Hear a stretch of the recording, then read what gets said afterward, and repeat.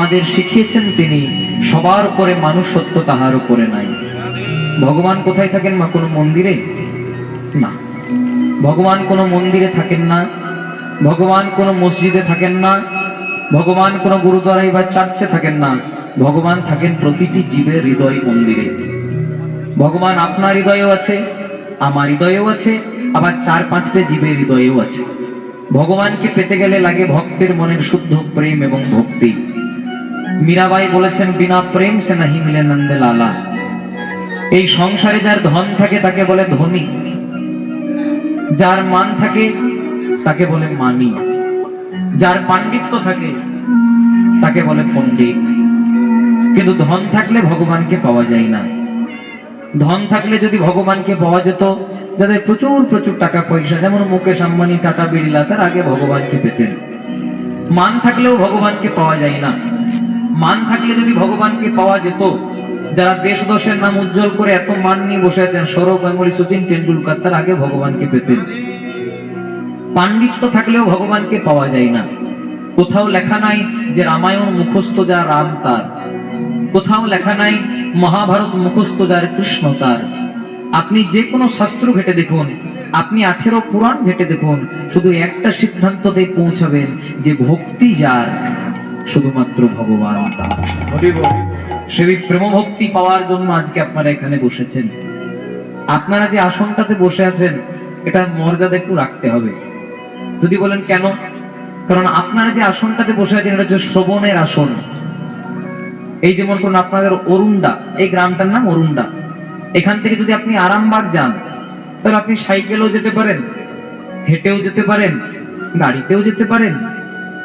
জায়গা কিন্তু একটাই, আরামবাগ, গন্তব্যস্থল। তেমনি ভগবানকে, ভগবানের কাছে পৌঁছানোর জন্য ভক্তকে ভগবান 9টি উপায় দিয়ে দিলেন। তার মধ্যে প্রথমটার নাম হচ্ছে শ্রবণম, যেটা আপনারা করছেন। শ্রবণ করে ভগবানকে পেয়েছিলেন কে?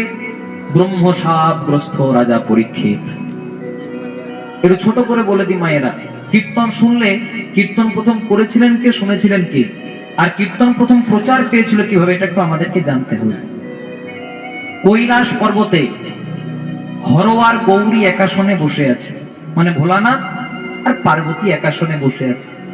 হঠাৎ পার্বতী ভোলানাথকে বলেন, প্রভু শুনেছি নাকি জগতে তুমি রাসতত্ত্ব জানো, ভগবানের সর্বশ্রেষ্ঠ লীলা রাসলীলা, সেটা নাকি তুমি ছাড়া অন্য কেউ জানে না। তাহলে স্বামী স্ত্রীর মধ্যে তো কোনোদিনও কোনো কিছু গোপন থাকা উচিত নয়। আমি তো তোমার স্ত্রী, তাই কৃপা করে তুমি যদি একটু রাসতত্ত্ব আমাকে বর্ণন করতে খুব ভালো হতো। ভোলানাথ বললেন, পার্বতী এই যে বড় গোপন লীলা, ভগবানের সর্বশ্রেষ্ঠ লীলা রাসলীলা, সেটা যদি জগতে প্রকাশ পেয়ে যায়। বলছে, না প্রভু, আমার তো মনের একটাই বাঞ্ছা, আমি তো তোমার কাছে অন্য কিছু চাইনি, শুধু রাস শুনতে চেয়েছি। ভোলানাথ বললেন, ঠিক আছে তোমাকে শোনাবো, কিন্তু একটা শর্ত আছে। কি শর্ত? যতক্ষণ আমি রাসতত্ত্ব তোমাকে শোনাবো, ততক্ষণ তোমাকে একটু হ্যাঁ দিয়ে যেতে হবে। দেবেন? আগেকার দিনে দাদু ঠাকুমারা তাদের নাতি নাতনিদেরকে গল্প শোনাতো, কথার দিকে মনে রাখবেন, জয় রাধে। আগেকার দিনে দাদু ঠাকুমারা তাদের নাতি নাতনিদেরকে গল্প শোনাতো, নাতি নাতনিরা হ্যাঁ দিত। যখন গল্প করতে, গল্প শোনাতে শোনাতে শোনাতে শোনাতে হ্যাঁ দেওয়া বন্ধ করে দিত, তখন ঠাকুমা মনে মনে চিন্তা করতো, নাতি আমার ঘুমিয়ে গেছে, নাতনি আমার ঘুমিয়ে গেছে, গল্প বলা বন্ধ করে দিত। তেমনি ভোলানাথ পার্বতীকে বলেন, পার্বতী তুমি যে শুনছো, এটা বোঝানোর জন্য যখন আমি রাসতত্ত্ব বর্ণন করব, তুমি একটু হ্যাঁ দিয়ে যাবে। এবার ভোলানাথ শুরু করলো রাসতত্ত্ব বর্ণন। প্রথমেই ভোলানাথ পার্বতীকে তার কোলের কাছে বসালেন। পার্বতী মনে মনে চিন্তা করছে, কার মুখ দেখে উঠেছিলাম রে বাবা, যে স্বামী আমার ঢুলু ঢুলু নয়নে রাম নাম কৃষ্ণ নাম করে শ্মশানে মশানে ঘুরে বেড়াই, ছাই ভস্য মাখে গাঁজা খাই, সে স্বামী আবার আমাকে নিজের কাছে বসিয়েছে। কার মুখ দেখে উঠেছিলাম? বলো স্বামী, বর্ণন কর রাসতত্ত্ব।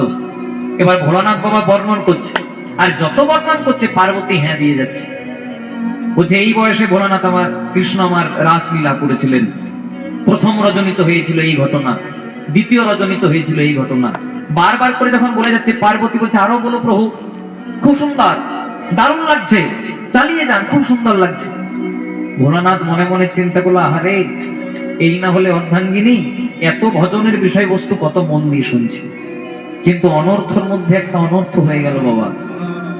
আর শুনতে শুনতে শুনতে শুনতে পার্বতীর একটু ঘুম পেয়ে গেল। পার্বতী মনে মনে চিন্তা করলো, আমি স্বামীকে রাস বলতে বলেছি, আবার যদি বলি আমার ঘুম পেয়ে গেছে তাহলে তো স্বামীর অপমান, তাই এর চেয়ে বাবার ভালো জায়গা পাবো না, তাই ভোলানাথের কোলে মাথাকে দিয়ে পার্বতী ঘুমিয়ে দিলেন। জয় রাধে। তাহলে এতক্ষণ রাজতত্ত্ব বলছিল আর পার্বতী হ্যাঁ দিচ্ছিল, এবার হ্যাঁ দেবে কে? কিছু দূরে একটা গাছের ডালে একটা শুক পাখি বসেছিল। পার্বতী যখন রাস শুনছিল, শুক পাখিটাও শুনছিল। শুক পাখিটা মনে মনে চিন্তা করলো, পার্বতী যখন হ্যাঁ বলা বন্ধ করে দিল, ভোলানাথ যদি জানতে পারে রাজতত্ত্ব বলা বন্ধ করে দেবে, আমারও তো অর্ধেক ভোজন হবে, ভজন হবে অর্ধেক ভজন। তাই পার্বতীর কণ্ঠস্বরটাকে নকল করে সেই শুক পাখিটা বলতে লাগলো, আরো বলুন প্রভু, খুব সুন্দর, চালিয়ে যান, দারুণ বলছেন।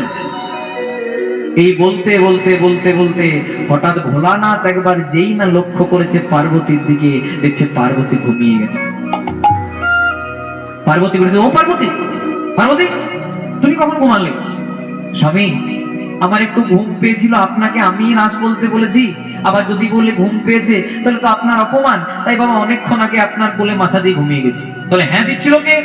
ভোলানাথ চতুর্দিকে খুঁজতে লাগলেন, দেখতে পেলেন একটা গাছের ডালে একটা শুক পাখি বসে আছে। শিব মনে মনে চিন্তা করলো, যদি শুক পাখিটা বেঁচে থাকে তাহলে শুক পাখিটা জগমাঝে রাস প্রচার করে দেবে। তাই ভোলানাথ তার ত্রিশূলকে আজকে আলিঙ্গন করে আজকে শুক পাখির দিকে ত্রিশূলটিকে ছুড়ে দিলেন। এবার শুক পাখি সামনে সামনে, ত্রিশূল পেছনে পেছনে, শুক পাখি সামনে সামনে, ত্রিশূল পেছনে পেছনে। শুক পাখিটা মনে মনে চিন্তা করলো, এটা ভোলানাথের ত্রিশূল, যখন সংকল্প নিয়েছে আমাকে মারবে তবে ছাড়বে। তাই হলো কি, হঠাৎ শুক পাখিটা উড়তে উড়তে দেখতে পেল কিছু দূরেই একজন রমণী, শাস্ত্রে যার নাম পাওয়া যায়, যার নাম ছিল মৎস্যগন্ধা কন্যা দেবরুচি বা বিটিকা। এই বিটিকা সবেমাত্র স্নান করে, তার লম্বা লম্বা কেশ ছিল, চুল ছিল, মাথায় ওই তোয়াল দিয়ে গামছা দিয়ে কেশটা ঝাড়ছিল। এখন আর বিউটি পার্লারের যুগে চুল বড় নয়, ছোট হয়ে গেছে। জয় রাধে। তখন বিটিকা লম্বা লম্বা কেশ ছিল, উঠানের মধ্যে, আঙিনার মধ্যে একটা গামছা দিয়ে তোয়াল দিয়ে কেশটা ঝাড়ছে। আর ঝাড়ছে বাবার মুখখানা হাঁ হয়ে গেছে। শুক পাখিটা মনে মনে চিন্তা করলো, এর চেয়ে আর ভালো জায়গা পাবো না, কারণ ভোলানাথের ত্রিশূল সব জায়গায় আঘাত করবে, কিন্তু অবলা নারীর বদনে আঘাত করবে না, কারণ এ তো নিষ্পাপ, এ তো কোনো পাপ করেনি। তাই করলো কি, শুক পাখিটা তাড়াতাড়ি করে ওই যে হাঁ করেছিল বিটিকা, ওই বিটিকার গর্ভে স্থানান্তরিত হয়ে গেল। মতান্তরে 16 বছর বা 18 বছর পর সেই শুক পাখিটা একটা সন্তান রূপে জন্মগ্রহণ করলো, যার নাম হলো শ্রীল সুখদেব গোস্বামী পাদ মহারাজ। নিতাই গৌর প্রেমানন্দে হরি হরি। আর এই বিটিকা ছিলেন কি একটু বলে দিই, আপনারা সবাই নাম শুনেছেন ব্যাসদেব মুনি। এই ব্যাসদেব মুনির স্ত্রী ছিল বিটিকা, তাই ব্যাসদেব মুনির পুত্র রূপে জন্মগ্রহণ করলেন, যার নাম হলো শ্রীল সুখদেব গোস্বামী পাদ মহারাজ। তাহলে সুখদেব গোস্বামী বলার মতো লোক হয়ে গেছে, কিন্তু শুনবে কে? এই যেমন করুন, আমি আপনাদের কাছে কীর্তন করছি, আপনারা যদি সকলে এক এক করে বাড়ি চলে যান, আমি কাকে কীর্তন শোনাবো? তেমনি রাস বলার মতো লোক হয়ে গেছে, কিন্তু কীর্তনটা শুনবে কে? প্রথম জন্মগ্রহণ করলেন তৃতীয় পাণ্ডব অর্জুন, অর্জুনের পুত্র অভিমন্যু, আর অভিমন্যুর পুত্র রাজা পরীক্ষিত মহারাজ।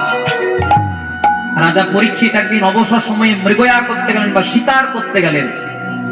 আগেকার দিনে রাজারা সময় পেলে মৃগয়া করতেন, মানে শিকার করতেন ফাঁকা সময়। আর এখন আমরা ফাঁকা সময়ে কি করি? জয় রাধে। বলেন বলেন, সাহস করে বলেন। হ্যাঁ, মোবাইল ঘাটে, ফোন নিয়ে ফেসবুক করি, হোয়াটসঅ্যাপ করি। জয় রাধে। তখন তো আর সেসব ছিল না, তো রাজারা সময় পেলে অবসর সময়ে মৃগয়া বা শিকার করতে যেতেন। শিকার করতে করতে করতে করতে রাজা পরীক্ষিতের একটু জল পিপাসা পেয়ে গেল। জল পাবেন কোথায়? কিছু দূরেই দেখতে পেলেন একজন মুনি, শাস্ত্রে যার নাম পাওয়া যায়, যার নাম ছিল শ্রমিক মুনি। এই শ্রমিক মুনির কাছে গিয়ে পর বলছে, মুনিবর, আমার একটু জল পিপাসা পেয়েছে, জল দেবেন? কিন্তু মুনি তো ধ্যান করছেন। 2-3 বার বলার পরেও মুনি যখন জল দিল না, রাজার মনে একটু অহংকার হয়ে গেল।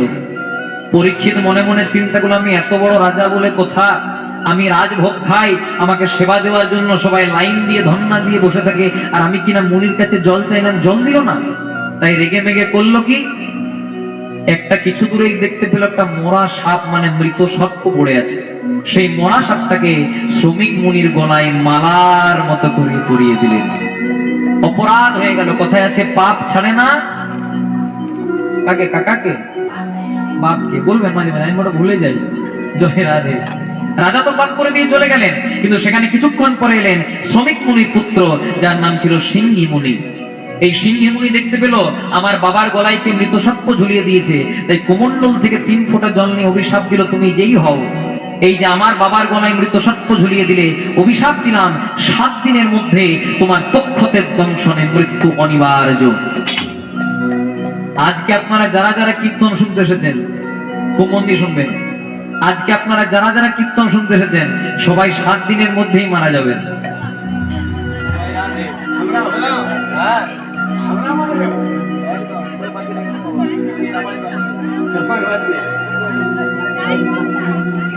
মায়েরা মনে মনে চিন্তা করবে বেকার এলাম কীর্তন শুনতে, কিন্তু হরিবাসরে দাঁড়িয়ে কোনোদিনও খারাপ কথা বলিনি, আর বলবো না আস্তে আস্তে। আপনি 80 বছরেই মারা যান, আপনি 50 বছরেই মারা যান, আপনি 30 বছরেই মারা যান, 7টা দিনের মধ্যেই ঘুরতে হবে। কেন? কারণ আমাদের বার তো 7টি, রবিবার, সোমবার, মঙ্গলবার, বুধবার, বৃহস্পতিবার, শুক্রবার, শনিবার। আপনি যে কোনো বয়সে মারা যান, এই 7টা দিনের মধ্যেই ঘোরাফেরা করতে হবে। তাই তো মহাজন বললেন, রইবি যদি সামনেই চল, সামনে গেলে মঙ্গল হবে। মঙ্গল হলে তোর বুদ্ধি বাড়বে, বুদ্ধি বাড়লে টাকা পয়সা আসবে, টাকা পয়সা এলে সুখ হবে, আর সুখে যদি গোবিন্দকে ভুলে যাস, তাহলে রাহু তোরে গ্রাস করবে। বড় দামি কথা, উত্তরটা আপনারাই দেবেন। বলছে রইবি যদি সামনে চল, রইবি মানে রবিবার, তাহলে সামনে চল মানে কি মায়েরা? একটু জোরে বলো। সোমবার। সামনে গেলে মঙ্গল হবে মানে মঙ্গলবার। মঙ্গল হলে বুদ্ধি বাড়বে মানে বুধবার। বুদ্ধি বাড়লে টাকা পয়সা আসবে বৃহস্পতিবার। বৃহস্পতি এলে সুখ হবে শুক্রবার। আর সুখে যদি চিন্তা করি, আই এম গড, আমার শরীরের বল, আমার রক্তের বল, আমার রাজনীতির বল রাখ বাবা তোর হরি বল। তাহলে শনিবারের দিন একদম রেডি হয়ে আছে, কৃষ্ণ নাম করজি বার সব মিছে, আর পোলাইতে পথ নাই জহম আছে পিছে হরি বল। ওই যে রাজা পরীক্ষিত মৃত সর্প ঝুলিয়ে দিলেন, সিংহী মুনি অভিশাপ দিল, তুমি যেই হও, এই যে আমার বাবার গলায় মৃত সর্প ঝুলিয়ে দিলে, 7 দিনের মধ্যে তক্ষতের দংশনে মৃত্যু হবে। শ্রমিক মুনি ধ্যান থেকে উঠে পড়ে বলছে, হ্যাঁ রে বাবা, ও তো ভালো রাজা রে, একটু না হয় অহংকার করে করেই ফেলেছে, তা বলে তুই এত বড় অভিশাপ দিয়ে দিলি? বাবা তাহলে কি করা যায় শোন, যখন অভিশাপ দিয়ে ফেলেছিস, আর অভিশাপটাকে খণ্ডন করা যাবে না, কিন্তু ওকে গিয়ে বলে দিয়াই যে ওর হাতে মোটেই সময় আর 7 দিন। এবার রাজা পরীক্ষিতের রাজ দরবারে সিংহী মুনি তার দলবল নিয়ে গেলেন, আর এক পাশে দাঁড়িয়ে পদকর্তা মহাজন কলম বলে, অনেক ভাগ্যের ফলে বৈষ্ণব আসিয়া মেলে, অনেক ভাগ্যের বৈষ্ণব আসিয়া মেলে, অনেক ভাগ্যের ফলে ঘরে বৈষ্ণব আসিয়া মেলে, অনেক ভাগ্যের ফলে ঘরে বৈষ্ণব আসিয়া মেলে। আমার ঘরে হয় বৈষ্ণব সেবা, ঘরে হয় বৈষ্ণব সেবা, আর না দিয়ে বৈষ্ণবের সেবা বলে উদ্ধার পেয়েছে কেবা, না দিয়ে বৈষ্ণব সেবা উদ্ধার পেয়েছে কেবা, আর না দিয়ে বৈষ্ণবের সেবা উদ্ধার পেয়েছে কেবা, নবী বড় সেবা উদ্ধার পেয়েছে। আবার তার সাক্ষী মহাভারতের যুধিষ্ঠির রাজা, তার সাক্ষী যুধিষ্ঠির রাজা, একবার বদন ভরে হরি বল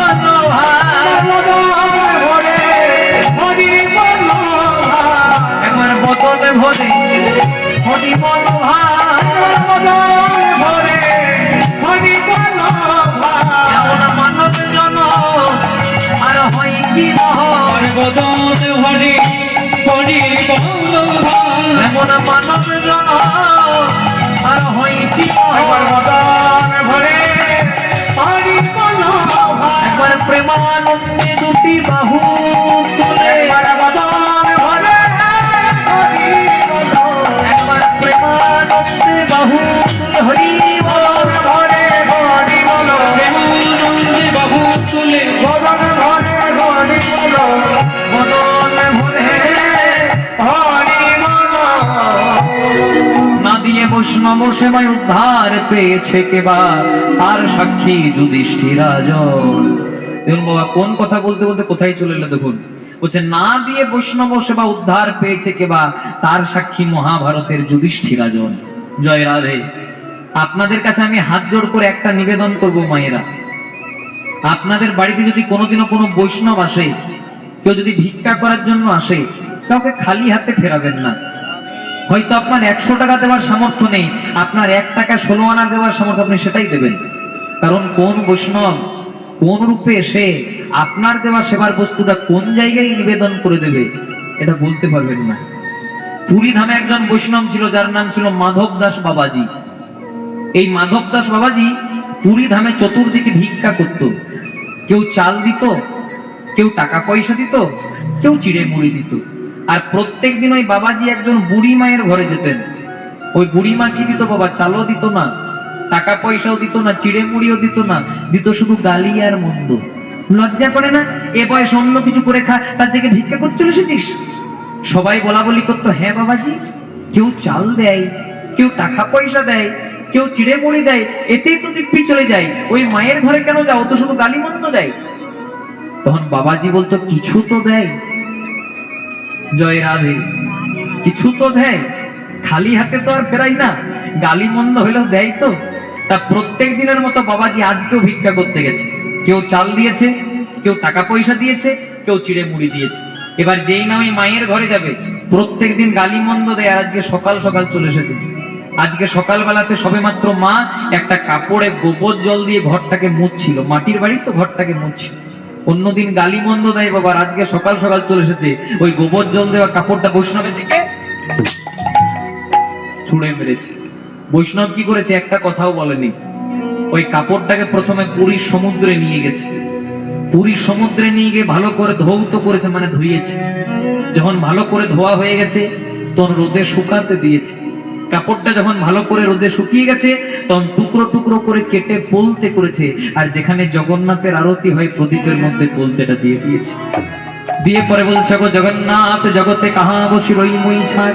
এই যে পোলতেটা দান করলাম, এতে শুধু আমাকে কৃপা করো না, আমার বুড়ি মাকে তুমি কৃপা করো। আমার বুড়ি মাকে কৃপা করো, বুড়ি মাকে তুমি কৃপা করো, আমার বুড়ি মাকে তুমি কৃপা করো। ও বড় প্রেম দিয়ে তোমায় সেবা দেখো, বুড়ি মাকে তুমি কৃপা করো। বড় প্রেম দিয়ে তোমার সেবা দেখো, বুড়ি মাকে তুমি কৃপা করো। তাই বলছে, অনেক ভাগ্যের ফলে ঘরে বৈষ্ণব আসিয়া মেলে, ঘরে হয় বৈষ্ণব সেবা। না দিয়ে বৈষ্ণব সেবা উদ্ধার পেয়েছে কেবা তার সাক্ষী মহাভারতের যুধিষ্ঠির রাজন। মহারাজ যুধিষ্ঠির পর্যন্ত যজ্ঞ করেছিলেন, সেখানে যতক্ষণ না বৈষ্ণব আসেনি ততক্ষণ বাবা যজ্ঞটা সম্পূর্ণ হয়নি। তাই এই বাড়ির গৃহকর্তাও আপনাদের এখানে হরিবাসরের আয়োজন করেছেন কেন না, অগণিত বৈষ্ণবের পদধূলা যেন আপনাদের এখানে পড়ে। তাই আমি ভগবানের কাছে প্রার্থনা করি, যারা অক্লান্ত পরিশ্রম করে এই হরিবাসর আয়োজন করেছেন, আমার যদি বিন্দু মাত্র গোবিন্দ চরণে মতি থাকে, পরমানন্দ গোবিন্দ তাকে যেন কৃষ্ণ ধনে ধনী করেন। তাই গৌর প্রেমানন্দে হরি হরি বল। কারণ মানুষের দেওয়া কুলোই না, আর ঈশ্বরের দেওয়া ফুরোই না। আর যেজন কৃষ্ণ ধনে ধনী হতে পারে তার আর অন্য কোনো ধনের প্রয়োজন হয় না। ওই যে বলছে, না দিয়ে বৈষ্ণব সেবা উদ্ধার পেয়েছে কেবা তার সাক্ষী যুধিষ্ঠির রাজন। এটা কখন হয়েছিল? যেদিন যুধিষ্ঠির মহারাজ ইন্দ্রপ্রস্থ নগরে রাজসূয় যজ্ঞ করলেন। ভগবান শ্রীকৃষ্ণকে বলেন, কৃষ্ণ, আমার যজ্ঞটা সম্পূর্ণ হলো, সেটা বুঝবো কি করে? ভগবান যজ্ঞ কুণ্ডের ওপরে একটা ঘন্টা টাঙিয়ে দিলেন। ঘন্টা বললেন, শোনো যুধিষ্ঠির, যখন তোমার যজ্ঞ সম্পূর্ণ হবে কাউকে বাজাতে লাগবে না, আপনা আপনি ঘন্টাটা বেজে উঠবে। তাই দেখবেন এখনকার দিনে অনেকের নিয়ম আছে যে অনেকে কিন্তু মন্দিরে ঘন্টা দান করেন, সেটা কিন্তু ওই দাপর যুগ যুধিষ্ঠির আমল থেকে চলে আসছে। জয় রাধে। বলছে শোনো, তোমার যজ্ঞ যে সম্পূর্ণ হলো সেটা বুঝবে কি করে? বলছে কি করে বুঝবো? যেখানে তুমি যজ্ঞ করছো সেখানে একটা ঘন্টা ধ্বনি টাঙিয়ে দিলাম, যখন তোমার যজ্ঞ সম্পূর্ণ হবে আপনা আপনি ঘন্টা বেজে যাবে। যুধিষ্ঠির মহারাজ শুরু করলেন নাম, শুরু করলেন সেবা। একদিকে নামও চলে, একদিকে সেবাও চলে। শুরু হলো বাবা অষ্টম প্রহর, নাম চলছে সেবাও চলছে, ঘন্টা বাজলো না। শুরু হলো 16 প্রহর, নাম চলছে সেবা চলছে, ঘন্টা বাজলো না। শুরু হলো 24 প্রহর, কিন্তু একের পর এক সব বয়ে যায়, কিন্তু কোন রকমে ঘন্টা আর বাজে না। যুধিষ্ঠির মহারাজ ভগবানকে বলেন, কৃষ্ণ তাহলে আমার কি কোনো অপরাধ হলো যে এত নাম করালাম, এত সেবা করালাম, তাও যজ্ঞ সম্পূর্ণ হলো না, ঘন্টা বাজলো না যে? ভগবান বলেন, যুধিষ্ঠির নাম করিয়েছো ঠিক, কিন্তু ভালোভাবে বৈষ্ণব সেবা করিয়েছো? তখন যুধিষ্ঠির বলছে, যত যত বৈষ্ণব আছে ঢেড়ি পিটিয়ে নাম করে করে সকলকে খাইয়েছি। বলছে শোনো, সব বৈষ্ণবকে খাইয়েছো, কিন্তু একজন এখনো বাকি আছে। কে না? কিছু দূরে একটি মাটির বাড়ি, খড়ের চালা, মাটির তুলসী মন্দির, জাতিতে রুইদাস মানে মুচির ছেলে, কিন্তু কর্মে বৈষ্ণব। ওকে নিমন্ত্রণ করেছো, ও যদি সেবা না করো তো কর্মে বৈষ্ণব, ওকে সেবা করাতে হবে, তবে তোমার যজ্ঞ সম্পূর্ণ হবে। এবার রুইদাসকে নিমন্ত্রণ করার জন্য প্রথমে পাঠালেন কাকে? তৃতীয় পাণ্ডব অর্জুনকে। অর্জুন গিয়ে পরে বলছে, রুইদাস আপনি নাকি বৈষ্ণব হয়েছেন, আমার দাদা রাজসহ যজ্ঞ করছেন, তাড়াতাড়ি চলুন। অর্জুন একটু জাতির অহংকার হলো যে আমি কিনা ক্ষত্রিয় বংশের ছেলে, আমি একটা মুচির ছেলে রুইদাসকে নিমন্ত্রণ করতে এলাম। কিন্তু জাতির ধর্ম কোনোদিনও নামের আগে টেকে না বাবা। তাই যখন গেল বলছে তাড়াতাড়ি চলুন, তখন ওই রুইদাস বলছে, শোনো অর্জুন, একটা শর্তে যেতে পারি। কি না? আমার কর্ম চলছে একদিকে আর একদিকে নামও চলছে। যখন আমার নাম শেষ হবে, কর্ম শেষ হবে, ততক্ষণ যদি তুমি দাঁড়িয়ে থাকতে পারো আমি তোমার সঙ্গে যাব। এবার 1 দিন 2 দিন 3 দিন 4 দিন 5 দিন পেরিয়ে গেল বাবা, কোন রকমে বৈষ্ণবের নামও শেষ হলো না, কর্মও শেষ হলো না। অর্জুন লজ্জিত হয়ে বাড়ি ফিরে গেল, বুঝতে পারলো ওই যে অহংকার করেছিলাম, জাতির অহংকার, তাই আজ আমার এহেন অবস্থা হলো। এবার ডেকে পাঠালেন কাকে? দ্বিতীয় পাণ্ডব, যার প্রচুর শক্তি বাবা গায়ে। কি নাম জানো মেয়েরা? ভীম। 1.25 লক্ষ হাতির শক্তি যার শরীরে। ভীম কি বলছে দেখুন, যেমন শক্তি তেমন কথা। বলছে দাদা অর্জুনকে পাঠালে অর্জুনের কথা তো এলো না, যদি ভালোই ভালোই আসে তো ভালো, নাহলে কাঁধে চাপিয়ে নিয়ে চলে আসবো।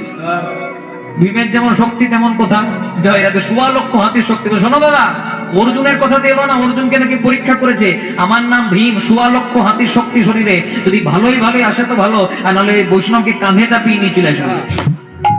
ভীম গিয়ে পরে বলছে, বৈষ্ণব আমার ভাই অর্জুন এসেছিল, আমার 1.25 লক্ষ হাতির শক্তি শরীরে, ভালোই ভালোই যাবেন তো ভালো, 2-3 বার বলবো, আর নাহলে কাঁধে চাপিয়ে নিয়ে চলে যাবো। তখন বৈষ্ণব বলছে, তখন রুইদাস বলছে, শোনো ভীম, একটা শর্তে যেতে পারি, তুমি যদি আমার ওই ঝোলাটাকে তুলতে পারো। ভীম মনে মনে চিন্তা করছে, 1.25 লক্ষ হাতির শক্তি আমার শরীরে, আর আমি কিনা ঝোলা না তুলতে পারি? কিন্তু ওটা তো বাবা নামের ঝোলা, অহংকারের কাছে কি নাম কোনোদিনও বেশি কম হয়? তাই বারবার 1 বার 2 বার 3 বার যতবার ঝোলাটাকে তুলতে চাইছে, ঝোলা কিন্তু আর কোন রকমে তোলা যাচ্ছে না। ভীম লজ্জিত হয়ে বাড়ি গেল। এবার এলো কে? বাড়ির কর্তা যুধিষ্ঠির মহারাজ। যুধিষ্ঠির মহারাজ বললেন, আমি আপনাকে একটু পরীক্ষা করার জন্য অপরাধ করে ফেলেছি। আমি বাড়ির কর্তা না হয়ে, আমি অহংকারের মঞ্চ থেকে নিচে না নেমে আমি আপনার কাছে আসতে পারিনি, তাই আপনি আমাকে পরীক্ষা করেছেন, আমি আজকে আপনার কাছে এসেছি। এবার চলুন। যে ঠিক আছে চলো, এবার যাবো। এবার যুধিষ্ঠিরের সঙ্গে গেছে বাবা রুইদাস, থালা ভর্তি খাবার দিয়েছে, রাজভোগ। মুচির ছেলে রুইদাস চোখে কোনোদিন এত ভালো ভালো খাবার দেখে নাই বাবা। জয় রাধে। মনে মনে চিন্তা করছে, কোথা থেকে শুরু করব, কোনটাকে খাবো আর কোনটাকে ছাড়বো। আর রুইদাস আবার মনে আরেকটা চিন্তা, প্রভু কেমন পরীক্ষায় ফেললে গো, যদি আমি সেবা করার পর ঘন্টা না বাজে সবাই বলবে মুচির ছেলে বৈষ্ণব হতে এসেছে, আর আবার আমি সেবা করার পর যদি ঘন্টা বেজে যায় সবাই বলবে কত বড় বৈষ্ণব, আর তা দেখে যদি আমার মনে অহংকার জাগে। আর যা করো গোবিন্দ, এই বলে যেই না বাবা খাবারটা মুখে তুলেছে, হরি নামের ঘন্টা বেজে উঠিল, হরি নামের ঘন্টা বেজে